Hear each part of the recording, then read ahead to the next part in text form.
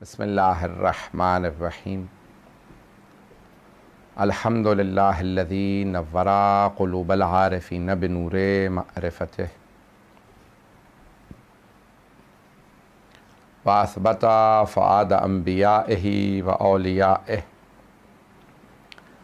بقصص الانبیاء والمرسلین وَأَكْمَلَ إِيمَانَ الْمُسْلِمِينَ وَالْمُؤْمِنِينَ بِوِلَایَةِ عَلِيٍّ أَمِيرِ الْمُؤْمِنِينَ علیہ السلام۔ اللہم صلی علی محمد وآل محمد وعلى اشرف الانبیاء وخیر خلقہ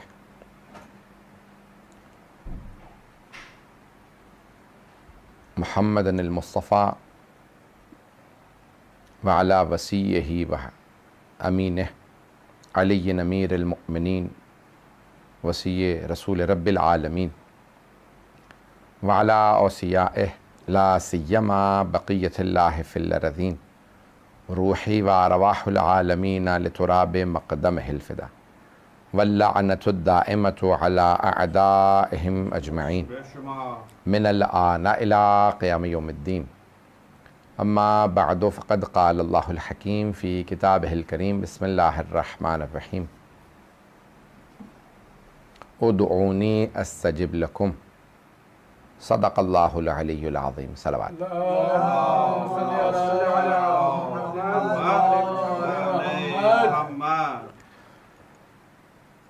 دعا کے موضوع سے ہم آپ کی خدمت میں یہ عشرہ مجالس پیش کر رہے ہیں۔ یہ آپ کے ایسٹ لندن کے امام بارگاہوں نے اس کا اہتمام کیا۔ محرم کی مجالس ہماری زندگیوں کے اندر ایک روحانیت پیدا کرتی ہیں، اور پورے سال ہم دنیا داری میں جتنے بھی دین سے دور ہو جائیں، محرم ہمیں دوبارہ دیندار بنا دیتا ہے۔ ہمارے ایمان کا گراف اس میں اتار چڑھاؤ رہتا ہے، لیکن ماہ رمضان میں اور پھر خصوصاً محرم میں یہ اپنے عروج پہ آ جاتا ہے۔ ہاں، جب انسان کے جیسے موبائل فون کی بیٹری ڈیڈ ہو جاتی ہے، اسے چارج کرنے کی ضرورت ہوتی ہے، آپ اسے چارجر پہ لگا دیتے ہیں، اسی طرح سے روح کی بھی بیٹری ڈاؤن ہو جاتی ہے، اور محرم میں یہ بیٹری چارج ہوتی ہے۔ ماہ رمضان میں، محرم میں عبادات سے میں خود ہمیشہ ایک جملہ کہتا ہوں کہ جب بھی میں دنیا کے ان بکھیڑوں کے اندر اپنی روحانیت میں کمی محسوس کروں، بعض اوقات لڑائیاں دیکھتا ہوں، مختلف چیزیں دیکھتا ہوں، تو انسان کا جی کرتا ہے میں اپنا کام کروں، میں تبلیغ نہ کروں، تو میں سمجھ جاتا ہوں کہ میری زیارت کا وقت آ گیا، تو میں کسی نہ کسی معصوم کی زیارت کے لیے چلا جاتا ہوں، اور ذریعہ مقدس پہ جب کھڑا ہوتا ہوں تو مجھے یقین ہو جاتا ہے میری بیٹری چارج ہو رہی ہے۔ ہم ایسی ہستیوں کے ماننے والے ہیں کہ جو ہماری بیٹریاں چارج کر دیتی ہیں، کہ اسی لیے بہت سی روایات میں ہے کہ 3 سال مسلسل یا 4 سال مسلسل حسین ابن علی کی زیارت کو ترک نہ کرو۔ معصوم سے ہے کہ زیارات معصومین 3-4 سال مسلسل ترک نہ کرو۔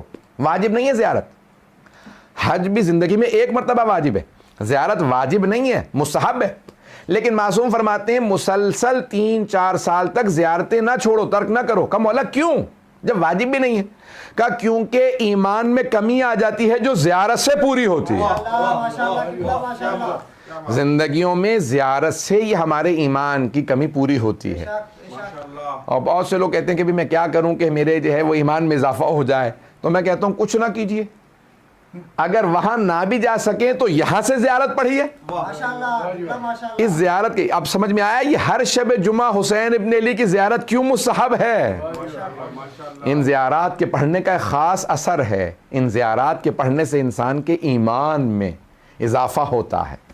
اور دعا جو موضوع ہے انشاءاللہ اس عنوان سے پیش کر رہا ہوں کہ آج اگر آپ غور فرمائیں تو یہ دعا کے مختلف مراحل ہیں، اور دعاؤں کے مختلف مجموعے ہمارے درمیان میں موجود ہیں۔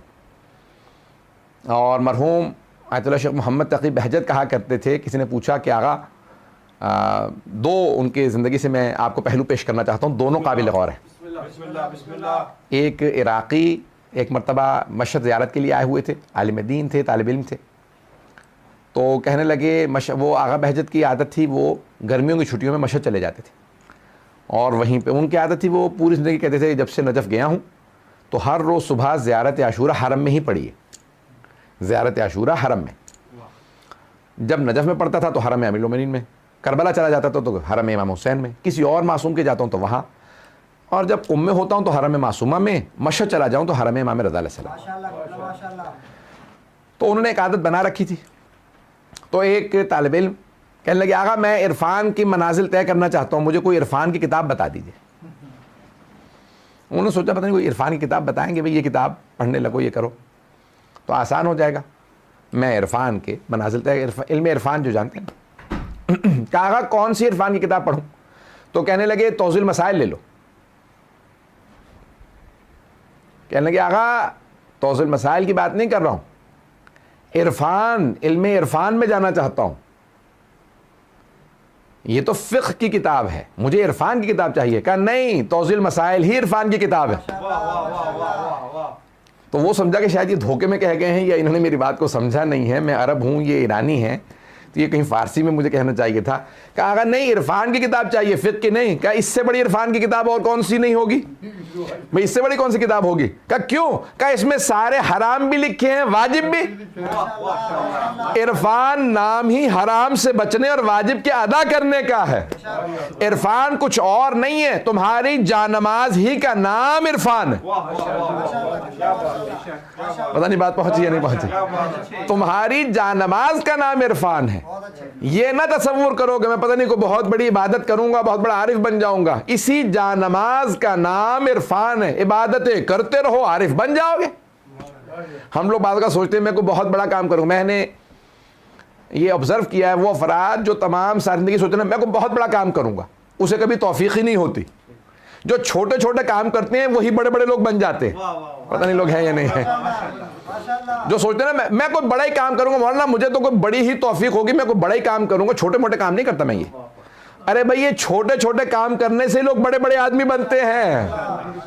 یہ جو آپ سمجھ رہے ہیں چھوٹا چھوٹا سا کام ہے، امام کا بنا لیا، جوتے سیدھے کر کے رکھ رہا ہوں، میں نے صفائی کر دی، ستھرائی کر دی، یہ کیا کام؟ ارے یہی تو بڑے کام ہیں، انہی سے لوگ بڑے بڑے افراد بنتے ہیں۔ یہ بڑے کام کوئی آسمان سے نازل نہیں ہوتے، یہ انہی کو توفیق ہوتی ہے جو چھوٹے چھوٹے کام سیکھتے ہیں۔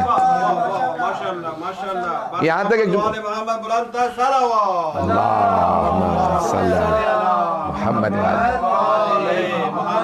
بات واضح ہو رہی ہے ذہن گرا؟ یہاں تک کہ بڑے بڑے علماء نے اپنی کتابوں میں واقعہ لکھا ہے کہ کربلا میں جانے والے قافلے نے جب سید الشہداء کو خواب میں دیکھا تو کہا کہ مولا آپ نے کیوں زحمت کی؟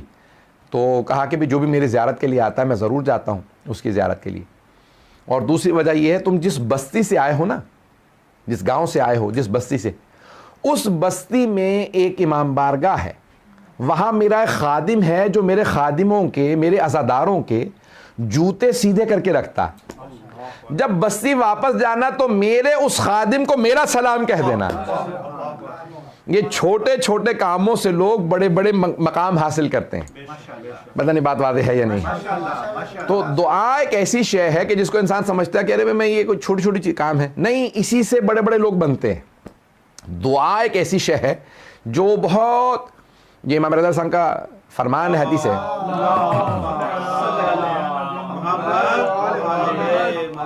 بھائی توجہ تو ہے نا لوگوں کی؟ تو امام رضا صاحب فرماتے ہیں علیکم بصلاح الانبیاء، تم سب پہ لازم و ضروری ہے کہ انبیاء کا اسلحہ پاس رکھا کرو۔ تو اب ان کے ماننے والے کہا کہ مولا انبیاء کا اسلحہ کیا ہے؟ انہوں نے کہا پتہ نہیں، تلوار ہے، نیزہ رکھیں، چھری رکھا کریں پاس میں، کوئی مثال کے طور پہ نیزہ رکھیں ہمیشہ، کوئی تیر کمان رکھیں۔ انبیاء کا اسلحہ کیا؟ کہا مولا وما صلاح الانبیاء، قیلا وما صلاح الانبیاء، انبیاء کا اسلحہ کون سی چیز ہے؟ امام نے کہا الدعا۔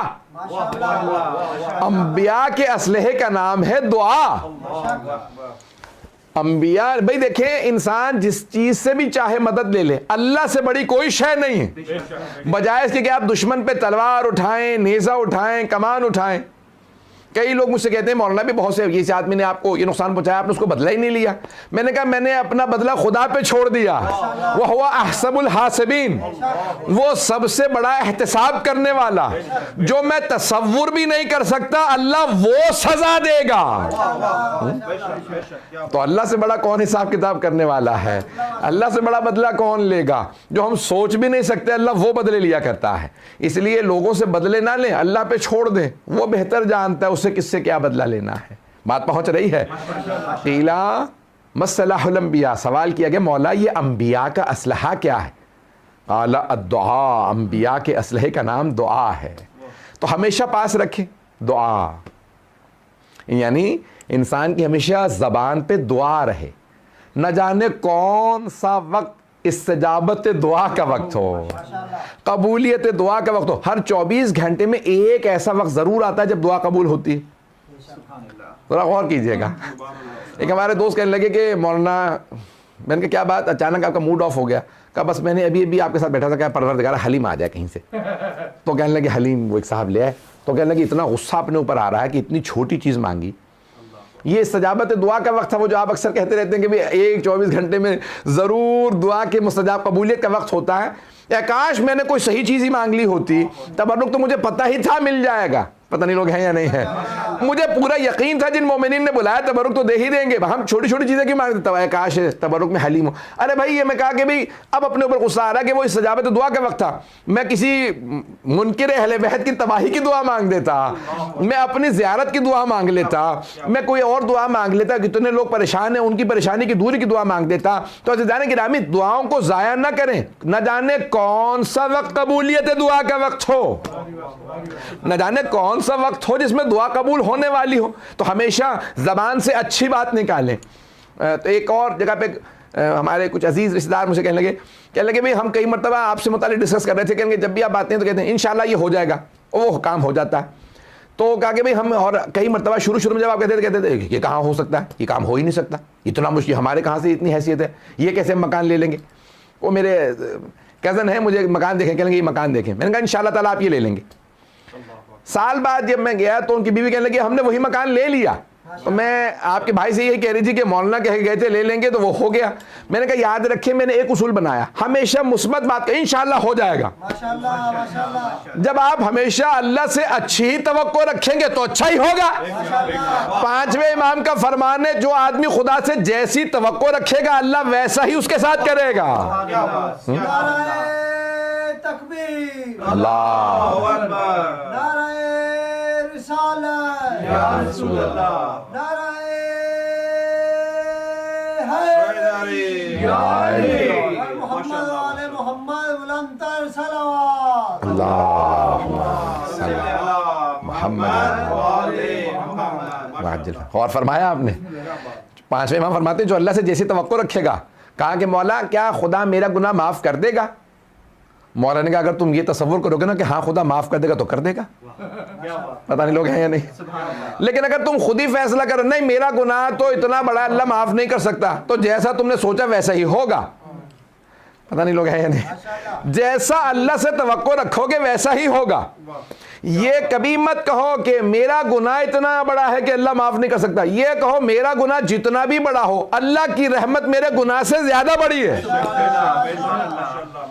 وَرَحْمَتِي وَسِعَتْ كُلَّ شَيْءٍ، اور میری رحمت ہر چیز سے وسیع تر ہے. مولا امیر المومنین دعا کمیل میں فرماتے ہیں اللہم انی اسألک برحمتک التی وسعت کل شیء، پروردگارا میں تجھ سے تیری رحمت کے صدقے میں مانگتا ہوں جو ہر چیز سے وسیع تر ہے، جو ہر چیز سے وسیع تر ہے. اللہ کی رحمت نے ہر چیز کو آ لیا. تو اس لیے ہمیشہ مثبت بات کریں، پازیٹیو بات کریں. بہرحال یہ میں نعرہ حیدری یا علی. تو بعض کا پرسنل ایکسپیرینس اس لیے پیش کر دیتا ہوں تاکہ بات کا سمجھانا آسان ہو جاتا ہے. تو عزیزان گرامی ہمیشہ اللہ سے اچھی توقع رکھیں. یہ دعائیں جو ہیں وہ انسان کی زندگی کے اندر بہت اچھا پہلو رکھتی ہیں. تو دعا کیسے کی جائے کہ قبول ہو؟ بسم اللہ. اب حبیب خدا فرماتے ہیں کہ 5 چیزیں بچوں سے سیکھو. ہم ہمیشہ بچوں سے کہتے ہیں نا بڑوں سے یہ سیکھا کرو. دیکھو تمہارا بھائی جو ہے تعلیم میں کامیاب ہو گیا، دیکھا تھا نا چچا پڑھے ان کا امتحان میں دیکھو کتنا اچھا رزلٹ آیا، اگر محنت کی ہوتی تو یہی ہوتا. ہمیشہ بچوں کو مثال دیتے ہیں بڑوں کی. ایسا ہے یا نہیں؟ لیکن حبیب خدا فرما رہے ہیں کہ نہیں، 5 چیزیں بچوں سے سیکھو، 5 چیزیں بچوں سے سیکھو، یعنی بڑوں سے کہہ رہے ہیں کہ یہ بچوں میں بہتر ہوتی ہیں۔ آئیے ذرا غور کیجئے گا۔ بسم اللہ۔ پہلے چیز پیغمبر فرماتے ہیں درگزر کرنا، معاف کرنا بچوں سے سیکھو۔ واہ واہ واہ، کیا بات ہے، کیا بات ہے۔ یہاں لڑتے ہیں، وہاں صلح کر لیتے ہیں۔ بے شک۔ ماں باپ کی لڑائی ہو جاتی ہے، تمہارے بچے نے میرے بچوں کو مارا تھا، ماں باپ لڑ رہے ہیں، بچے پھر دوبارہ باہر کھیل رہے ہیں۔ بالکل ایسے۔ ایسا ہوتا ہے یا نہیں؟ بے شک۔ بچے بالکل دل میں بات رکھتے ہیں، کینہ نہیں ہوتا۔ جو بڑے ہوتے ہیں ان کے دلوں میں کینے آ جاتے ہیں، وہ کہتے ہیں نہیں میں معاف نہیں کروں گا۔ بچہ فوراً معاف کر دیتا ہے، یہاں لڑتا ہے وہاں معاف۔ دوسری شے جو پیغمبر اسلام صلی اللہ علیہ وسلم فرماتے ہیں بچوں سے سیکھو، سننا چاہیں گے نا؟ بسم اللہ، بسم اللہ۔ کہ دوسری شے بچوں سے سیکھو، کہ زمین پہ بیٹھنا بچوں سے سیکھو، سوائے کہ جو بوڑھے ہیں جو بیمار ہوں، جیسے ہمارے ہاں عام ہے، اب تو بیماریاں عام ہو چکی ہیں، تو زمین پہ بیٹھنا بچوں سے سیکھو۔ کئی لوگ کہتے ہیں کہ میں زمین پہ کیوں بیٹھوں؟ تو زمین پہ بیٹھنا یعنی انسان اسی منہا خلقناکم، ہم نے تمہیں اسی مٹی سے خلق کیا، وفیہا نعیدکم، اسی میں تمہیں پلٹا دیں گے، اسی سے دوبارہ تارۃ اخری، اسی سے دوبارہ اٹھایا جائے گا۔ تو انسان جس زمین سے آیا ہے پلٹ کے اسی زمین میں چلا جائے گا۔ زمین پہ بیٹھنے سے کبھی بھی انسان تکبر نہ کرے۔ تو انسان جو ہے وہ اس زمین سے آیا ہے۔ بچوں کو والدین منع کرتے ہیں، ماں منع کر دیتی ہے بھائی زمین پہ نہ بیٹھنا، بچہ پھر بھی باہر جا کے زمین پہ بیٹھ جاتا ہے، ایسا ہے یا نہیں؟ تو پیغمبر اسلام فرماتے ہیں زمین پہ بیٹھنا بچوں سے سیکھو۔ تیسری شے جو بچوں سے سیکھو، مانگنا بچوں سے سیکھو۔ بچے کیسے مانگتے ہیں؟ جب تک حاصل نہ کر لیں مانگتے رہتے۔ ماشاءاللہ۔ بچہ جب تک حاصل نہ کرے، ماں باپ سے کہتا ہے بھائی مجھے آپ سائیکل لی دیجیے مثال کے طور پہ، تو والدہ کہہ دیں گے ابو کی تمہارے ابھی تنخواہ آئے گی اگلے مہینے کی، پھر لے دیں گے۔ اب ماں باپ کو بھول گیا، بچوں کو یاد رہا کہ بھائی ابو آپ کو تنخواہ مل گئی ہے، اب آپ سائیکل لے دیں، کہ اگلے مہینے لے دوں گا، کہ نہیں آپ نے تو اس مہینے کا وعدہ کیا تھا۔ کیا بات ہے۔ اب ماں باپ منع کرتے رہیں، ٹالتے رہیں، بچہ لٹے گا روئے گا، جب تک کہ حاصل نہ کر لے تب تک روتا رہتا ہے۔ پیغمبر فرماتے ہیں مانگنا بچوں سے سیکھو۔ تم 1-2 مرتبہ مانگتے ہو، دستک دی چھوڑ کے چلے گئے، ارے مانگ تو رہا ہوں 3 دن ہو گئے آج، اللہ عطا نہیں کرتا۔ پیغمبر فرماتے ہیں نہیں، مانگتے رہو تبھی تو اللہ دے گا۔ کیا بات۔ بھئی اس طرح سے مانگو کہ اللہ عطا کر دے۔ 1-2 مرتبہ دعا مانگی، کہہ رہے صبح بھی مانگی تھی، آج رات ہو گئی، ابھی بھی مانگ رہا ہوں۔ 2-4 دفعہ مانگنے سے تھوڑا تو مل جاتا ہے، مانگتے رہو۔ مولا امیر المومنین نے اس کو بڑے اپنے انداز سے، پیارے انداز سے کہا کہ اگر اللہ نے دروازے پہ دستک کی توفیق دی ہے نا تو استجابت اسی کے ہاتھ میں ہے، دستک دیتے رہو دروازہ کھل ہی جائے گا۔ عزیزان گرامی اس لیے مانگتے رہو، مل جاتا ہے۔ مولا سے کہا کہ مولا کیسے مانگے؟ کہا جیسے بچہ ماں سے دودھ مانگتا ہے، واہ، کیا بات، کیا بات، ماشاءاللہ۔ جیسے بچہ ماں سے، کم مولا بچہ تو بول ہی نہیں سکتا۔ ہاں بات پہنچ رہی کہ نہیں؟ کم مولا بچہ ماں سے کہاں دودھ مانگتا؟ آپ کہہ رہے ہیں ایسے مانگو جیسے بچہ ماں سے دودھ مانگتا ہے، بچہ تو بول ہی نہیں سکتا۔ مولا نے کہا یہی تو سمجھا رہا ہوں، بول کے مت مانگا کرو، آنسوؤں سے مانگا کرو، آنسوؤں سے مانگو۔ بچہ رو رو کے بتاتا ہے اماں میں بھوکا ہوں، بولتا نہیں ہے، بس رونا شروع کرتا ہے، ماں سمجھ جاتی ہے بچہ بھوکا ہے۔ کہا زبان سے مت کہو کیا چاہیے، آنسوؤں سے بتاؤ کیا چاہیے۔ پتہ نہیں بات پہنچی یا نہیں؟ آنسوؤں سے بتاؤ۔ کیسے مانگتا ہے بچہ جانتے ہیں نا؟ روتا ہے، تڑپتا ہے، پورا جسم کانپ رہا ہوتا ہے، ہاتھ پاؤں پورے جسم میں لرزہ ہوتا ہے۔ آپ نے دیکھا ہے نا بچے کے آنکھ میں آنسو اور جسم میں لرزہ ہوتا ہے۔ مولا فرماتے ہیں ایسے مانگو جیسے بچہ ماں سے دودھ مانگتا ہے۔ جب ایسے مانگو گے تو دعا قبول ہوگی۔ بس میں زیادہ وقت نہیں لوں گا۔ تو اب یہ مختلف درجات ہیں استجابت دعا کے، تو میں 2 مرحلے اور پیش کرنا چاہتا ہوں، اس کو بھی سن لیجئے گا انشاءاللہ۔ ابھی آدھا وقت ہوا، میرے خیال میں ہے ٹائم، بسم اللہ۔ تو اب ختم مرتبہ کی اس حدیث کو مکمل کرنا چاہتا تھا کہ بھی جو بچوں سے سیکھنے والی چیزیں ہیں، تو کہا مکان بنا کے توڑنا بچوں سے سیکھو۔ واہ واہ واہ، کیا بات، کیا بات۔ بچے مٹی کا مکان بنا لیتے ہیں، اگر کہیں بیچ پہ جائیں تو فوراً ریت کا مکان بنانے لگتے ہیں۔ ماں آواز دیتی چلو جانے کا وقت ہو گیا۔ کبھی آج تک دیکھا کہ کوئی بچہ کہ نہیں میں نے تو اپنا مکان بنا لیا، میں یہیں رہوں گا؟ مٹی کا مکان فوراً گراتا ہے, فوراً ماں کے ساتھ چلا جاتا ہے. مولا فرماتے ہیں, رسول خدا فرماتے ہیں, یاد رکھو دنیا میں جیسے مرضی مکان بنا لو, دل نہ لگا لینا, خدا بلائے تو چلے جانا. یہ نہ کہنا میں نے دنیا بسا لی اب نہیں مرنا چاہتا. ہمیشہ تیار رہو کہ انسان آخرت کے لیے تیار رہے. پروردگارہ جب بھی تیری طرف سے آواز آئی میں لبیک کہوں گا. عزیزان گرامی, یہ انسان دعا کے درجات ہیں. کسی بہت بڑے عالم سے کسی نے سوال کیا, کہا آقا اگر آپ کو پتہ چلے, ایک ڈاکٹر صاحب تھے, کہنے لگے بہت بڑے مجھے سے, اب وہ ان کا انتقال ہو گیا اسی سال جن سے سوال کیا تھا, کہا آقا اگر آپ کو یہ پتہ چلے کہ آپ کے 1 مہینہ رہ گیا انتقال میں, مہلت دی ڈاکٹر نے آپ کو 1 مہینے کی. وہ ڈاکٹر صاحب تھے تو انہوں نے کہا ہم مہلتیں دیتے رہتے لوگوں کو کہ بھئی اب تمہیں یہ ہو گیا 1 مہینہ ہے 6 مہینے ہیں. کہا اگر آپ کو یہ پتہ چلے کہ 1 مہینہ ہے, بس 1 مہینے کی مہلت ہے, 1 مہینے میں آپ مر جائیں گے, تو آپ کی زندگی میں کیا تبدیلی آئے گی؟ وہ یہ دیکھنا چاہ رہے تھے کہ میں اپنے آپ کو کس چیز میں امپروو کروں. یہ عالم اتنے بڑے مجتہد, اتنے بڑے عالم آیت اللہ ہیں, کہ کیا اپنے اندر تبدیلی لائیں گے؟ تو کہیں گے آپ کو اگر ڈاکٹر 1 مہینے کی مہلت دے دے تو آپ میں کیا تبدیلی آئے گی, آپ اپنے اندر کیا تبدیلی لے کے آئیں گے؟ کہا مجھ میں کوئی تبدیلی نہیں آئے گی. کہا 1 مہینہ آپ کو مہلت ملے کوئی تبدیلی نہیں آئے گی؟ کہا نہیں. کہا کیوں؟ کہا کیونکہ تبدیلی میں پہلے لا چکا ہوں. میں موت کے انتظار میں تبدیلی نہیں لاؤں گا. جو موت کے انتظار میں, ایک بہن نے کسی عیسائی کی گاڑی کے پیچھے یہ جملہ دیکھا, بہت مجھے پیارا لگا, یہ امریکہ میں یا کینیڈا میں کہیں دیکھا, مجھے یاد نہیں ہے, میں نے کسی جگہ پہ دیکھا, انگریزی کا جملہ تھا اس لیے انگلش ملک میں ہی رہا ہوگا. تو گاڑی کے پیچھے کسی حضرت عیسیٰ کے ماننے والے نے, کرسچن نے جملہ لکھا ہوا تھا کہ the ones who want to recognize God at the 12th hour, یعنی جو خدا کو 12ویں گھنٹے میں پہچاننا چاہتے ہیں, what if they die at 11th hour? وہ جو چاہتے ہیں کہ میں خدا کو 12ویں گھنٹے میں پہچان لوں گا, یعنی موت کے آخری لحظے میں, 12واں گھنٹے کہتے ہیں آخری, موت کا جب آخری, بس موت آنے والی ہے, چلو میں اب توبہ طائب ہو جاؤ, آج کے بعد سے گناہ نہیں ہے, بس مرنے والا ہوں. کہ وہ جو یہ سوچتے ہیں میں 12ویں گھنٹے میں خدا کو پہچان لوں گا, انہیں کیا پتا کہ 11ویں گھنٹے میں نہیں مر جائیں گے. بھئی انسان اس طرح سے اللہ سے مانگے. مولا علی علیہ السلام کا جملہ میں جب پڑھتا ہوں تو عجیب و غریب کیفیت ہو جاتی ہے نہج البلاغہ میں. مولا کہتے ہیں نیکی ایسے کرو کہ ہمیشہ یہاں رہو گے, اور برائی ایسے کرو کہ اگلے لحظے میں مر جاؤ گے. پتہ نہیں پہنچا پایا ہوں یا نہیں. نیکی ایسے کرو تو کیا ہوتا ہے, ارے یہ امام بارگاہ میں اتنی محنت کیوں کروں, پتہ کیا پتہ میں مر ہی جاؤں. مولا کہتے ہیں نہیں, نیک کام ایسے کرو کہ نہیں ہمیشہ رہو گے, یعنی نیک کام کو پائیداری کے ساتھ کرو, اور برائی کو ایسے کرو کہ اگلے لحظے میں مر جاؤ گے, یعنی ایسا نہ کرو کہ میں کرتا رہوں گا, پتہ نہیں لوگ ہیں یا نہیں ہیں. گناہ کو, برائی کو بہت چھوٹا, اور نیکی کو ایسے کہ ہمیشہ جاری رہے گی. تو مولا فرما رہے ہیں کہ انسان جب بیٹھتا ہے بھائی اس انداز سے دعا مانگے کہ جیسے بچہ روتے ہوئے ماں سے دودھ مانگتا ہے, جب دعا میں آئیں تو جلد بازی نہ کیجئے. بہت سے لوگ بیٹھتے ہیں پروردگارہ گاڑی دے دے خدا حافظ. بھائی جلد بازی میں نہیں ہوتی دعا. مولا فرماتے ہیں اگر دعا قبول کروانی ہے تو کچھ اصول ہیں. پہلے صدقہ دو, تصدق ترزق, صدقہ دو رزق نازل کروا لو. پتہ نہیں لوگ ہیں یا نہیں.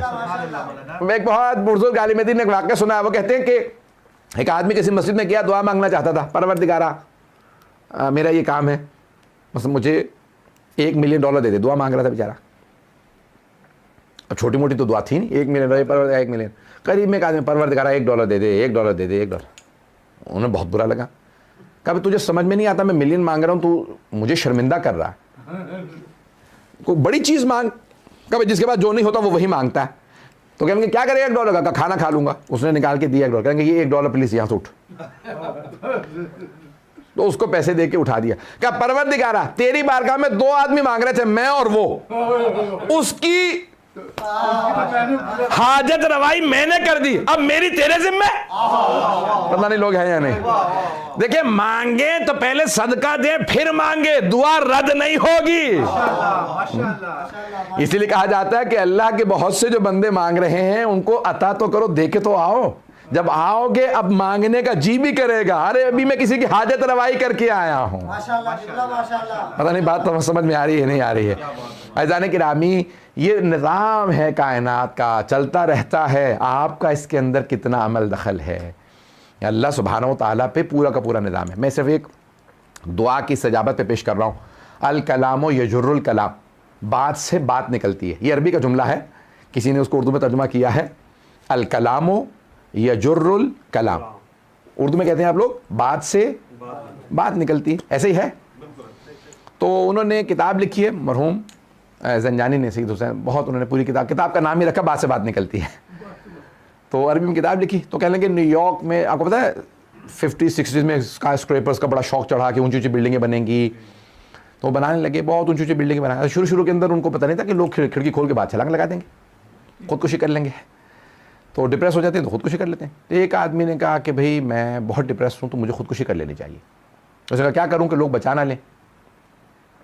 کہہ لگے میں زہر کھا کے چھلانگ لگا دیتا ہوں, زہر کھا کے, زہر سے نہ مرا تو اتنی اونچی بلڈنگ سے گر کے مر جاؤں گا. بات پہنچ رہی ہے. خودکشی کے اس نے دو بہت سوچ سمجھ کے اس نے کہا بھی چھلانگ لگاؤں گا, وہاں سے گروں گا, سیدھا نیچے گر کے سر پھٹے گا, مر جاؤں گا. نہیں تو زہر تو کھا ہی لیا. تو اس نے جلدی سے پوری بوتل زہر کی پی اور ونڈو کھول کے فوراً چھلانگ لگا دی. جیسی چھلانگ لگائی تو تاروں میں پھنس گیا اور اس کے جو ہے الٹا لٹکا, قے ہو گئی, سارا زہر نکل گیا. وہ ایمرجنسی سروس آئی, انہوں نے اس کو اتار لیا. کہا کیا کر رہے تھے؟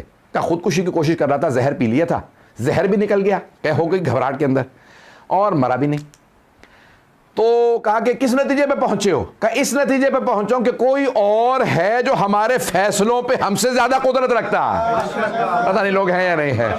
بھئی نہج البلاغہ میں مولا نے فرمایا میں نے لوگوں کے ٹوٹتے ہوئے ارادوں سے خدا کو پہچانا ہے. نعرہ حیدری, عرفت اللہ بفضل اللہم صلی محمد اور فرمایا آپ نے عرفت اللہ بفسخ العزائم. بہت سے لوگ کہتے ہیں میں نے اپنے ٹوٹتے ہوئے, نہیں, مولا نے یہ نہیں کہا عزائمی, میں نے نہیں, یہ نہیں کہا کہ اپنے ٹوٹتے ہوئے ارادوں سے خدا کو پہچانا. ارے وہ امام ہی کیا امام جس کے اپنے ارادے ٹوٹ رہے ہوں, وہ حجت خدا کیسا جس کے اپنے ارادوں میں ثبات نہ ہو. تو مولا نے یہ نہیں کہا کہ میں نے اپنے ٹوٹنے, کہا کہ میں نے ارادوں کے ٹوٹنے سے, لوگوں کے ارادوں کے ٹوٹنے سے خدا کو پہچانا ہے. کہ لوگ ارادے کرتے ہیں, خدا کہتا ہے تمہارے ہاتھ میں سب کچھ نہیں ہے, کوئی خدا بھی ہے. بات پہنچ رہی ہے. تو گرامی, اس لیے دعا میں انسان جب بھی بیٹھے تو اس طرح سے بیٹھے کہ بھئی استجابت اس کے ہاتھ میں ہے, قبولیت کا درجہ اس کے پاس ہے. مانگنا میرا کام ہے. اب انسان اللہ کے اوپر چھوڑ دے, علیکم بالسعی ولیس علیکم بالنجح. جناب امیر کا بڑا عجیب و غریب فرمان ہے غرر الحکم کے اندر. بس بھی 5 منٹ رہ گئے, اس کے بعد میں انشاءاللہ مسائل پہ آ جاؤں گا. تو مولا فرماتے ہیں کہ علیکم بالسعی ولیس علیکم بالنجح, تمہارا کام ہے کوشش کرنا, کامیابی اللہ کے ہاتھ میں ہے. بہت بڑی حدیث ہے, سونے کے پانی سے لکھے جائے. مولا فرماتے ہیں تمہارا کام ہے کوشش, علیکم بالسعی, کوشش کرنا تمہارا کام, ولیس علیکم بالنجح, کامیابی حاصل کرنا تمہارا کام نہیں ہے. میں نے کوشش کی, کامیابی اللہ کے ہاتھ میں ہے, وہ کامیابی دے نہ دے. اگر انسان کوشش کر لے تو کہہ سکتا ہے پروردگارہ میں نے کوشش کی تھی, مصلحت تیری کہ تو نے کامیابی نہیں دی. اب آپ دعا مانگیں تو قبول نہ کرے تو پھر کہیے گا جب مانگا ہی نہیں تو گلہ کیسا. بہت سے لوگ گلے کرتے رہتے ہیں مجھے یہ میری شاید نہیں ملی. وہ بھئی آپ نے مانگا تھا, مانگا ہے تو پھر اللہ سے کہیں نا پروردگارہ تو نے نہیں دیا. اور بہت سے لوگ کہتے ہیں میں تو 100 دفعہ مانگ چکا ہوں, میں تو 200 دفعہ مانگ چکا ہوں. مانگ لیا لیکن اس کے اندر مصلحت اللہ ہی کے ہاتھ میں فیصلہ ہے کہ مصلحت ہے یا نہیں ہے.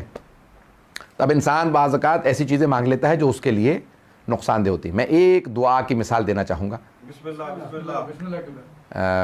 ٹائم ابھی ہے, تھوڑا سا ہے.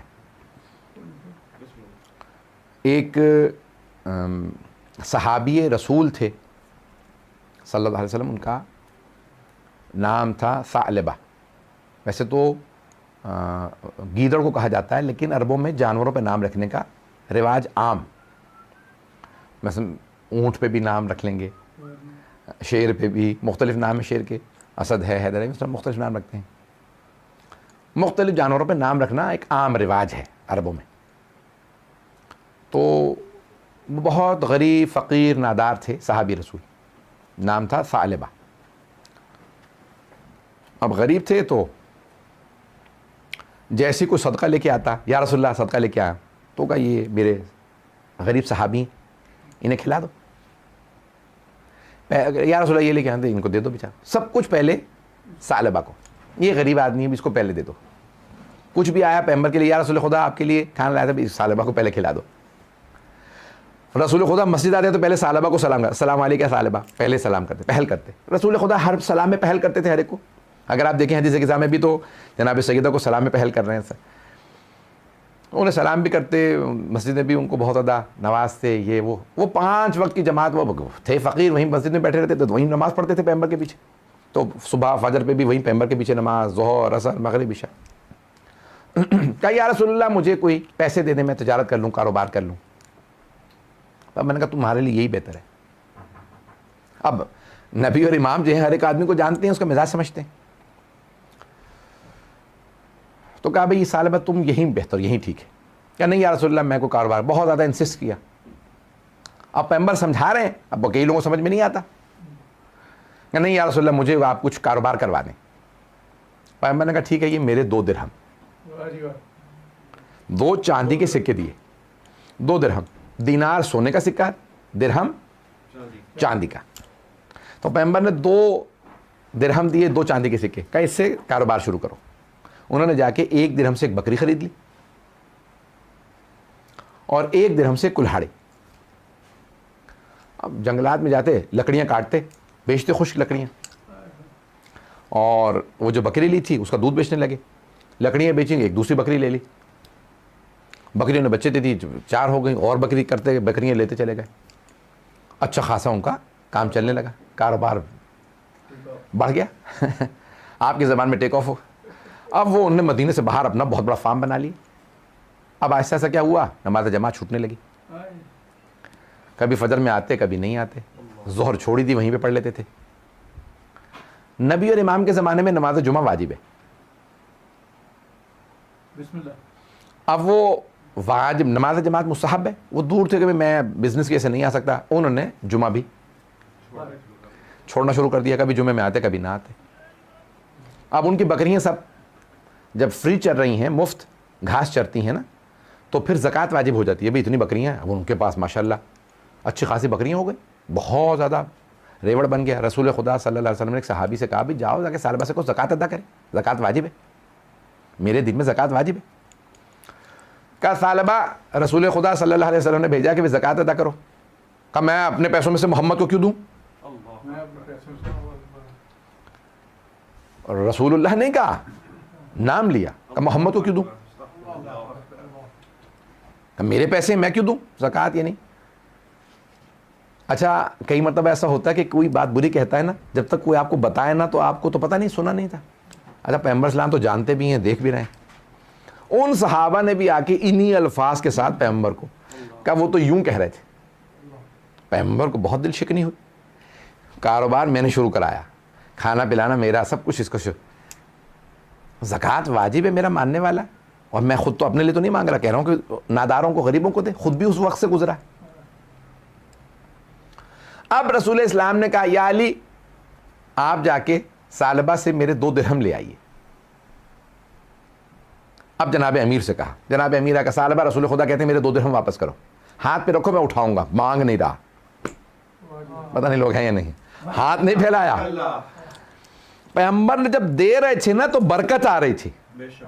کہا کہ یا علی وہ جو میری برکت ہے واپس لائیے. پتہ نہیں لوگ ہیں یا نہیں ہیں. جناب امیر نے کہا وہ 2 درہم. کہا اب میرے پاس بڑا پیسہ, محمد کے 2 درہم واپس. جیسے ہی وہ 2 درہم دیے, بکریاں مرنے لگی, وبا پھیلی, ساری بکریاں مر گئی.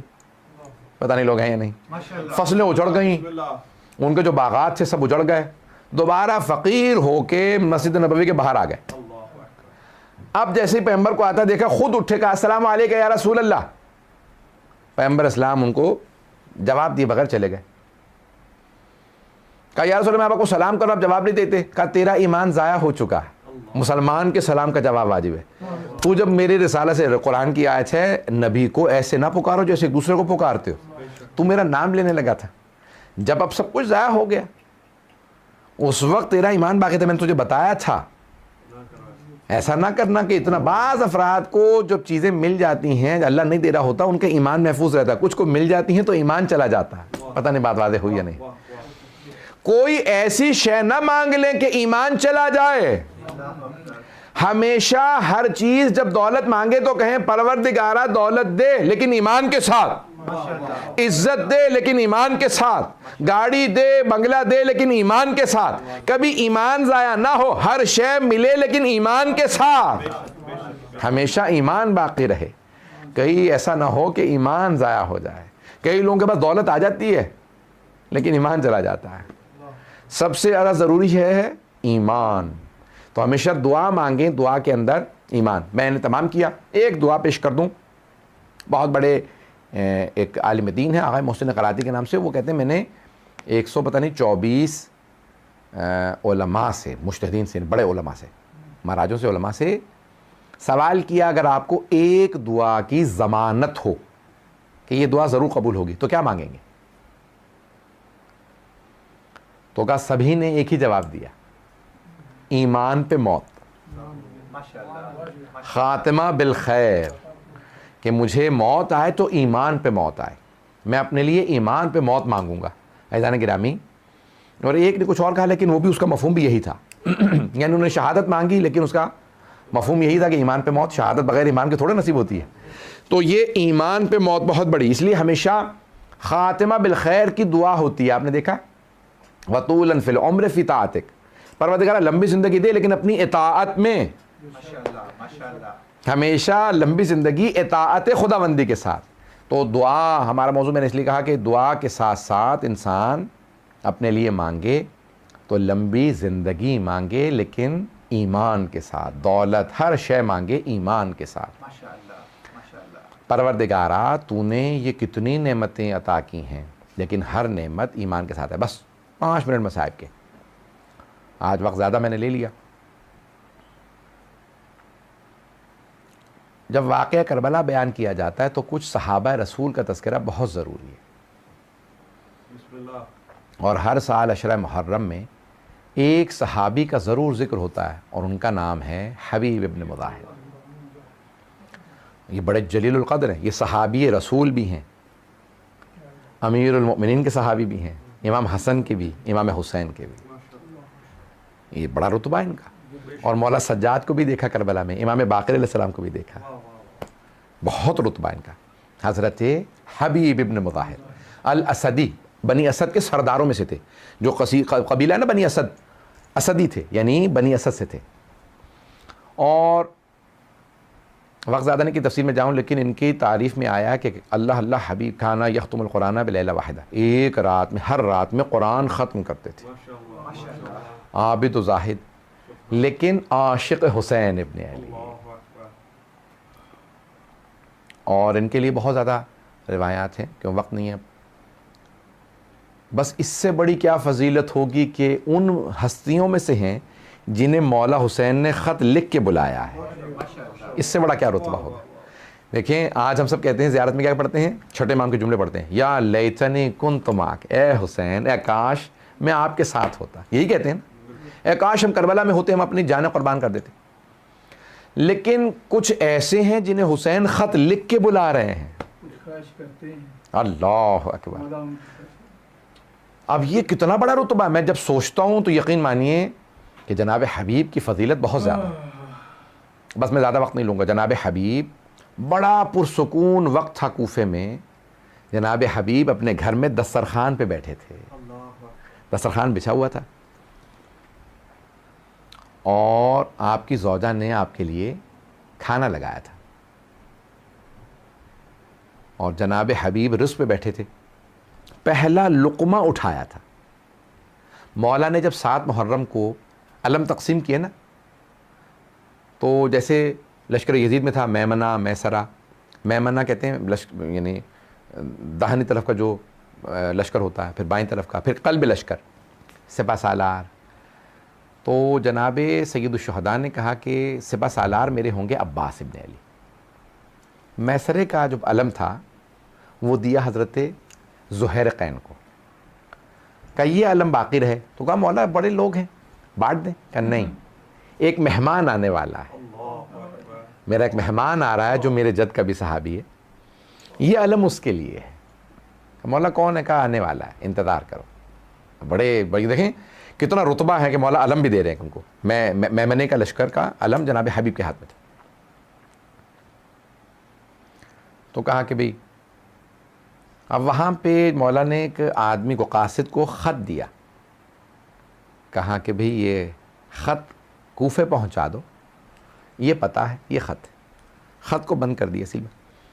تو جناب حبیب اپنے دسترخوان پہ بیٹھے, بہت پرسکون وقت ہے, پہلا لقمہ اٹھایا, کھانا کھانے لگے. دروازے پہ دستک ہوئی. اب حدیث میں ہے کہ انسان جب بھی ماں باپ آئیں ان کی تعظیم میں کھڑا ہو جائے, لیکن جب رزق پہ بیٹھا ہو تو ماں باپ کے لیے بھی کھڑا نہ ہو, صرف امام وقت کے لیے. تو جیسے ہی جناب حبیب نے لقمہ اٹھایا تو دروازے پہ دستک ہوئی, تو فوراً کہا من بالباب, اٹھے نہیں. کیوں کہ رزق ہے, اللہ کے رزق پہ نہیں اٹھوں گا کیونکہ مولا نے منع کیا. تو کہا من بالباب, دروازے پہ کون ہے؟ قاصد نے کہا انا برید الحسین, میں حسین کا پیغام لایا ہوں.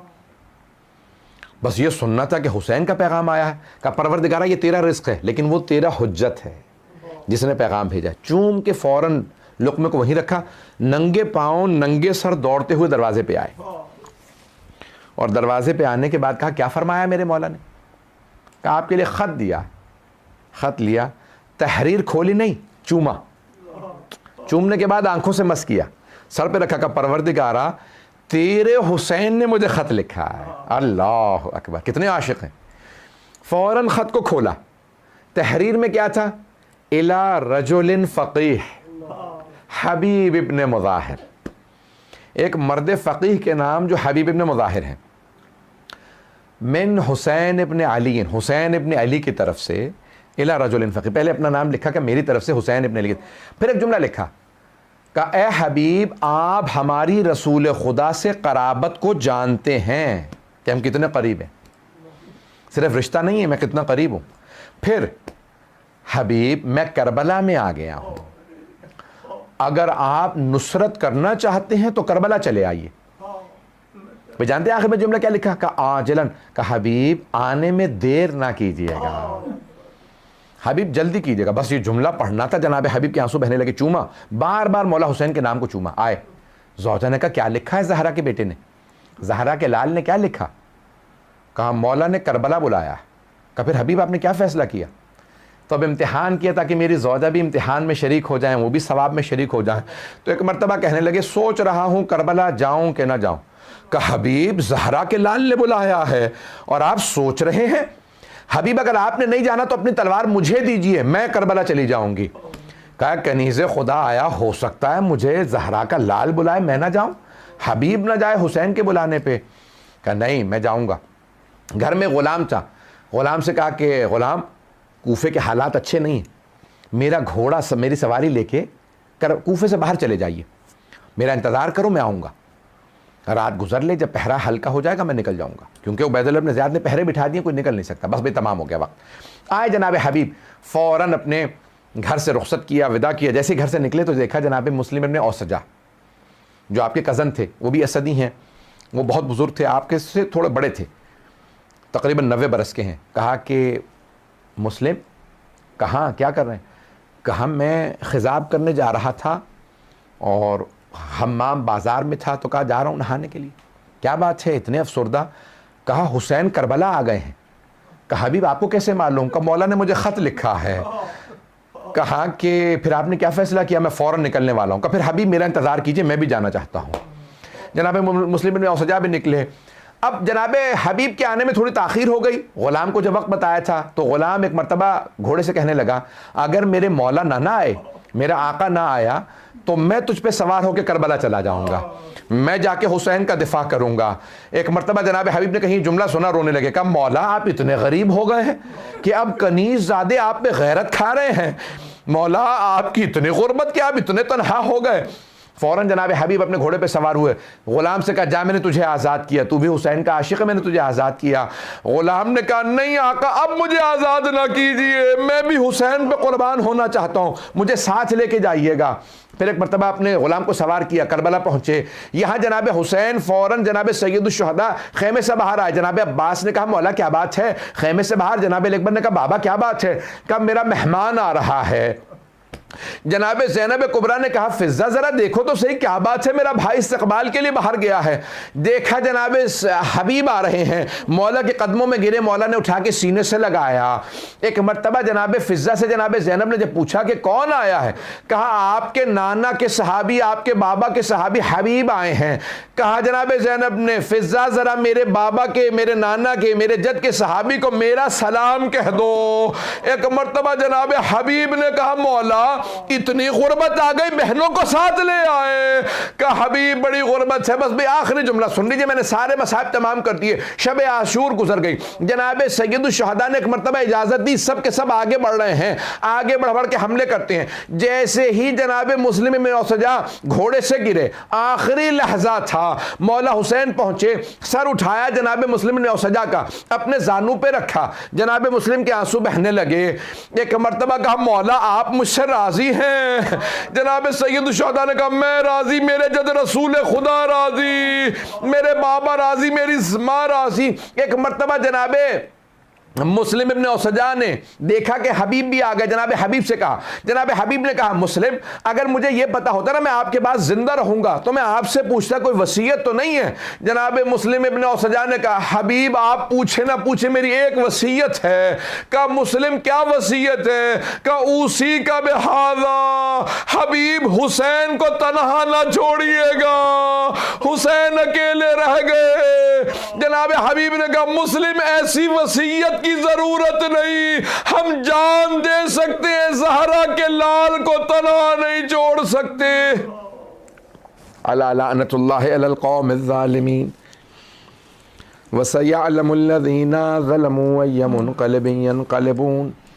پروردگارا تجھے واسطہ اپنے عزت و جلال کا ہم سب کی عاقبت بخیر فرما، ہم سب کو امام زمانہ کا ظہور دیکھنا نصیب فرما، دشمنان اہل بیت کو نیست و نابود فرما، داعش و طالبان کو غارت فرما، پروردگارہ مؤمنین کی حفاظت فرما، بے اولادوں کو اولاد عنایت فرما، اولاد والوں کی اولاد کو نیک و صالح بنا، کرونا وائرس کا خاتمہ فرما، ہمارے مقامات مقدسہ کی حفاظت فرما۔